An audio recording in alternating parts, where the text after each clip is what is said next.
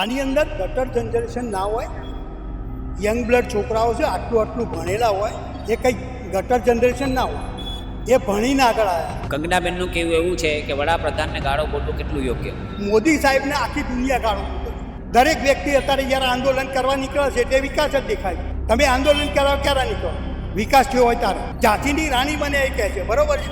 ઝાંસીની રાણી બને એનો મતલબ એ કે તમે રોલ કર્યો છે કે ઝાંસીની રાણી તો નતા ને ભાઈ. પેપર ફૂટ્યું, પછી આંદોલન કર્યું, એમાં કંઈ એને ખોટું નહીં કર્યું. કંગનાબેન ખોટ થાય છે એનું કારણ છે કે બોલવાની લેંગ્વેજ એને જો સુધારતા હોય તો કોઈ એમને કશું નહીં કરે. કંગનાબેન તો માફી માંગી, કારણ કે હરેક સ્ત્રીનું અપમાન કર્યું છે.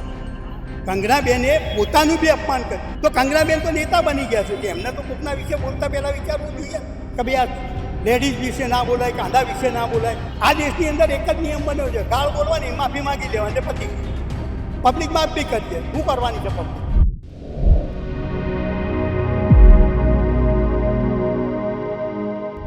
પ્રવીણસિંહ ગુપ્પાવત. પ્રવીણભાઈ, જે રીતે કંગનાબેન છે, આપણા સાંસદ છે, એમ એક નિવેદન આપ્યું હતું કે અત્યારના જે જનરેશન છે 1997 પછીના છોકરાઓ એ બધા ગટર જનરેશન છે, શું કહેશો? આની અંદર ગટર જનરેશન ના હોય, યંગ બ્લડ છોકરાઓ છે, આટલું ભણેલા હોય, એ કંઈ ગટર જનરેશન ના હોય, એ ભણીને આગળ આવ્યા. અને ભણ્યા છે ગવર્મેન્ટમાં જ, ચાહે પ્રાઇવેટમાં ભણ્યા હોય, ગવર્મેન્ટમાં પૈસા ખર્ચીને એમને આ કર્યું છે. અને કોઈ બી વિશે, વિદ્યાર્થી વિશે આંદોલન કરે છે, આંદોલન કરવાનો સરકારને એવો અધિકાર નહીં કે આંદોલન રોકી પાડવું, તોડી પાડવું, બરાબર છે? હરેક વ્યક્તિનો હક છે. ધારો કે આપણા એરિયામાં પાણી ભરાતું, એરિયાવાળા બધા બહાર આવી જાય છે, તો નહીં આવતા. તો એના વિશે એવું ના કહેવાય કે પાણી નથી ભરાણું, તમે બહાર આવી ગયા, બરાબર છે? કંગનાબેન જે આ બોલ્યા, આટલા ટાઈમથી આ ચાલતું હતું આંદોલન, તારે ક્યાં ગયા હતા કંગનાબેન? એ વખતે એમને કેમ કોમેન્ટ ના કરી? બરાબર. ઝાંસીની રાણી બને એ કહે છે, બરાબર છે? ઝાંસીની રાણી બને એનો મતલબ એ કે તમે રોલ કર્યો છે કે ઝાંસીની રાણી તો નતા ને. અને ઝાંસીની રાણી બન્યા તો એવું કેવું છે કે સમર્થકો માને છે મને ઝાંસીની રાણી? ઝાંસીની રાણી સમર્થકો માને છે, બરોબર છે? ઝાંસીની રાણી તમે છો નથી ને. ઝાંસીની રાણી તમે તો ઝાંસીની રાણીનું જે તમે રોલ કર્યો, તો ઝાંસીની રાણીનું કેરેક્ટર શું હતું? દેશને જીતાડવાનું, નહીં કે દેશના ઉપર યંગ જનરેશનને કોમેન્ટ કરવાનું. દરેકને હંગાથી લઈને ઝાંસીની રાણી યુદ્ધ લડવા નીકળી હતી, એકલી નથી નીકળી. અને એને એમ કીધું કે યંગ જનરેશન ગટર છે કે યંગ જનરેશન આ છે, તો કોઈ બી પબ્લિક એને સપોર્ટ કરો. પણ બેને પછી રિપ્લાય બી આપ્યું કે મેં બધાને નથી કીધું, જે મોદી સાહેબને વડાપ્રધાનને ગાળો બોલતા હતા, જે ગાડી તોડતા હતા, જે પોલીસ વાળા સામે થતા હતા, એમને જ કીધું છે. એમનું કેવું એવું છે. એમને આંદોલનની અંદર શું થાય છે કે કંઈ બી કંઈ યંગ જનરેશને કર્યું, કાંઈ કોઈ બીજા કોઈએ કર્યું હોય અને નામ એમનું આવ્યું હોય, બરોબર છે? તો ખબર છે કે ભાઈ જૈનજી આંદોલન કરે છે, જૈનજીની માગણી આ છે કે ભાઈ પેપર ના ફૂટવો જોઈએ. હરેક વ્યક્તિ આટલી મહેનત કરતું હોય તો હરેક વ્યક્તિને પોતાને કંઈક તો પડી હોય ને, કંઈક તો પડી હોય કે ભાઈ હું ભણી ગણીને આગળ તો બાપા આટલા પૈસા વાપરે છે મારી પાછળ, તો રાતે નોકરી કરતો હોય, દિવસે ભણતો હોય, તો એને કંઈક તો હોય ને. ભાઈ પેપર ફૂટ્યું, પછી આંદોલન કર્યું, એમાં કંઈ એને ખોટું નહીં કર્યું, બરોબર છે? આંદોલન અત્યારે તમે કાયદો લાવી દીધો કે ભાઈ હવે કંઈ નહીં થાય, આ નહીં થાય. તો તમે ક્યારે લાયક? જ્યારે આંદોલન કર્યું ત્યારે ને. આંદોલન ના કર્યું તો કાયદો હજુ સુધી બી ના આવ્યો. મારું કંગનાબેનનું કહેવું એવું છે કે વડાપ્રધાનને ગાળો બોલવો કેટલું યોગ્ય? મોદી સાહેબને આખી દુનિયા ગાળો બોલે છે. દરેક દેશમાં એનું નામ છે કે એવું નથી કે એનું નામ નહીં, બરોબર છે? મોદી સાહેબને દરેક નેતાઓને લોકો ગાળો દે છે, ઘણા એમને સમર્થન કરે છે.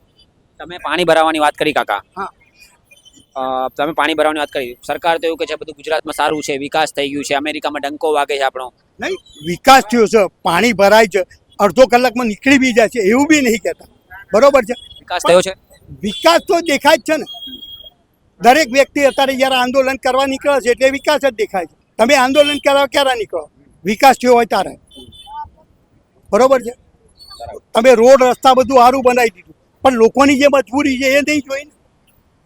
લોકો હેરાન થાય છે કે આજે પાણી ભરાણું હોય તો જ લોકો બહાર નીકળ્યા હોય ને ઘરમાં. સરકાર એવું કે છે સુખી છે બધા ગુજરાતમાં. સુખી તો છે ને, હવ મજૂરી કરીને સુખી છે. કંઈ ગવર્મેન્ટ તો કોઈના ઘેર હાલવા જતી નહીં. હરેકને ગવર્મેન્ટ સપોર્ટ કરે છે એ લોકોને, એવું ના નહીં પાડે. પણ જે આંદોલનની વસ્તુ અલગ છે, આ વસ્તુ આખી અલગ છે.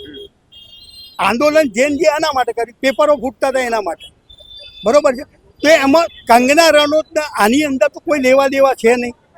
જૈન જે આંદોલનથી કંગના રનૌત કંઈ ખાલી એક વડાપ્રધાનને એમ કીધું કે ગાળો બોલી અને એના લીધે એમ કે આ કર્યું એવું તો ના જ હોય. મહિલાઓ માટે પણ ટિપ્પણી કરી હતી કંગનાબેને, શું કહેશો?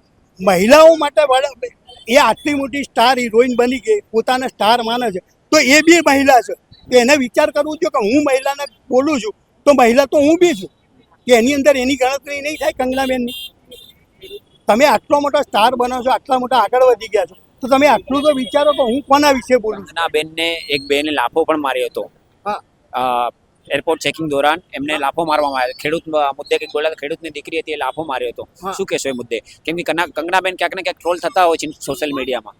કંકનાબેન ફોડ થાય છે એનું કારણ છે કે બોલવાની લેંગ્વેજ એ જો સુધારતા હોય તો કોઈ એમને કશું નહીં કરે. તમે આટલા મોટા પહોંચ્યા છો, છેક સંસદ સુધી તમે પહોંચ્યા છો, તો કંઈક તો તમારી મર્યાદા રાખો, કંઈક તો લિમિટ રાખો. તમે જેના વિશે બોલવા જાઓ છો એના વિશે તો થોડું તો વિચારો કે તમે કોના વિશે બોલો. આંદોલન કર, તમે તેલ જુઓ, તેલની ધાર જુઓ, શાના માટે કર્યું છે. તમે એનો કંઈ નિવેડો લાવવાનું કરો કે એમને કંઈ આશ્વાસન આપો કે ભાઈ આનો ચુકાદો આવશે કે આનું આ થશે, તો તમે કરો ને. કાકા, એક મારો અંતિમ પ્રશ્ન છે તમારાથી. કંગનાબેનને આ મુદ્દે માફી માંગવી જોઈએ? કંગનાબેન તો માફી માંગવી જોઈએ, કારણ કે હરેક સ્ત્રીનું અપમાન કર્યું છે. કંગનાબેને પોતાનું બી અપમાન કર્યું છે. આજ કોઈ બી માણસ નેતા બની જાય, આ મોદી સાહેબ છે, કેમ કોઈનું અપમાન નહીં કરતા? એ વખત કેમ કોઈ કહેવા નહીં જતું કે મોદી સાહેબે મારું અપમાન કર્યું? એ બોલે છે, એ વડાપ્રધાન છે, એની પોસ્ટને એ છાજે યુથનું ભાષા બોલે છે, બરોબર? તોય લોકો એમને ગાળો દે છે. તો કંગનાબેન તો નેતા બની ગયા છે, એમને તો કોકના વિશે બોલતા પહેલાં વિચારવું જોઈએ ને કે ભાઈ આ લેડીઝ વિશે ના બોલાય, કાંડા વિશે ના બોલાય. એ તો એમને એમ કે છે હું સ્ટાર બની ગઈ, ઝાંસીની રાણી, તો ઝાંસીની રાણી ગાળો દેતી હતી બધા. એવું તો ના હોય ને. ઝાંસીની રાણી માફી માંગવા જતી, પછી ગાળો બોલ્યા પછી. આ દેશની અંદર એક જ નિયમ બન્યો છે, ગાળ બોલવાની, માફી માંગી લેવાની, એટલે પતી ગઈ. પબ્લિક માફ બી કરી દે. શું કરવાની છે પબ્લિક? માફ નહીં કરો તો. કાકા, એક હજી પ્રશ્ન છે. જેનજીઓ જલ્દી માફ નથી કરતા. આવનાર દિવસોમાં 2027ની ચૂંટણી છે, શું લાગે છે તમને? આનું પરિણામ આપણને જોવા મળશે? આનું પરિણામ છે ભાઈ, અત્યારે જે યંગ જનરેશન છે આટલા દેશની અંદર સરકારો બદલી નાખે, એટલે યંગ જનરેશનને કંઈ ના કહેવાય.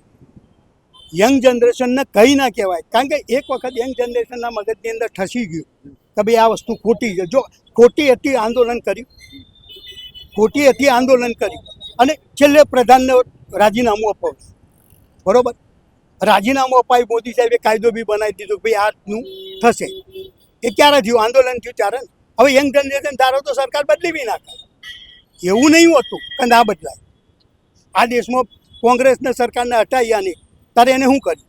પબ્લિકે જ હટાવી છે. કોઈ મોદી સાહેબે કંઈ કોંગ્રેસને ગિરાઈ નહીં.